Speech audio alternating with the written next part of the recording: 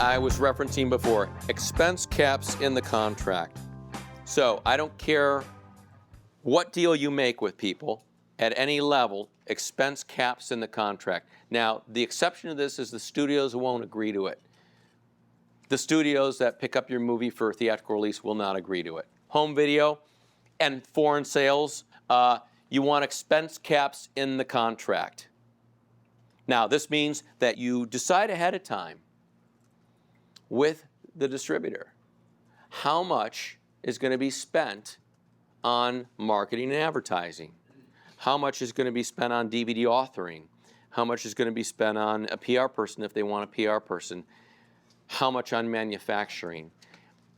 Are they going to charge you $1.50 per manufacturing unit? Well, that's not fair. It costs less than $1, you know. So know what that cost per unit is that they're going to charge you. Because some distributors will charge $1.50 per unit, but they got it made for 80 cents and they're profiting an extra 70 cents per unit. Does it happen? Yes.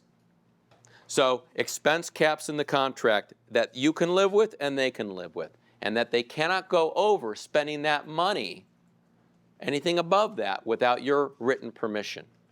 Now, there are some distributors who may balk at caps.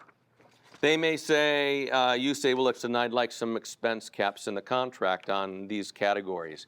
And they may say, you know, we don't want our hands tied. We don't want our hands tied, you know, because if something happens in the marketplace and we suddenly feel we need to spend $4,000 on an ad, or we need to do something and it's last minute, we want to be able to do it.